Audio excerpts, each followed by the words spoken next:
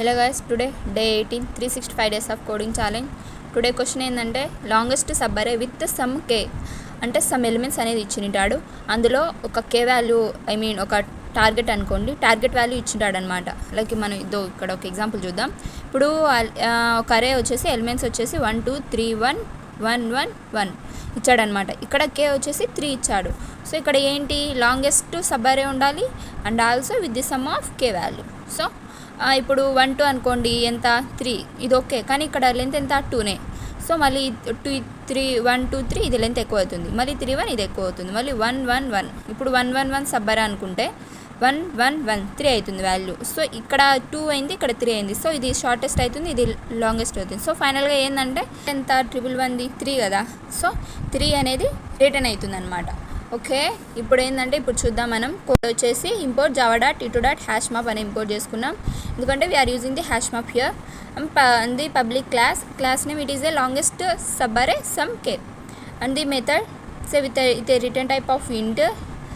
Arguments are numbers c int k. Here is the main function. We are initializing the elements 1 2 3 1 1 and also k value is 3. System.out.println longest sub array numbers comma k. We are passing the arguments here.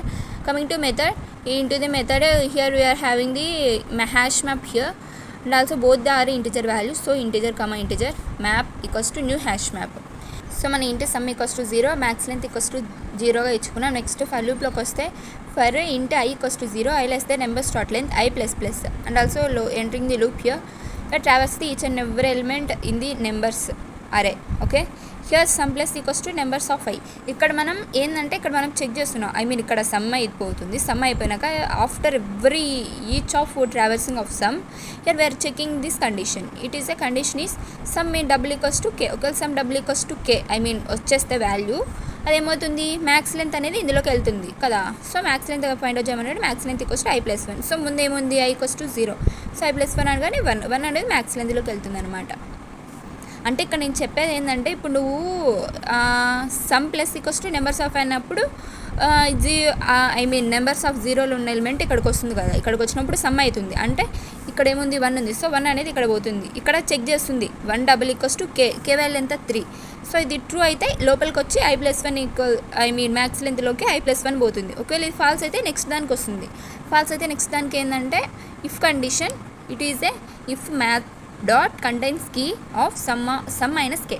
మనం ఏంది some minus కే, ఇక్కడ వచ్చిన some minus కే చేస్తే some value వస్తుంది కదా, ఆ value అనేది మ్యాప్లో ఉందా లేదని చెప్పి చెక్ చేస్తుంది. ఒకవేళ ఉంటే లోపలికి వస్తుంది. లోపలికి వచ్చి ఏమవుతుందంటే ఇంట్ లెంత్ ఈక్వల్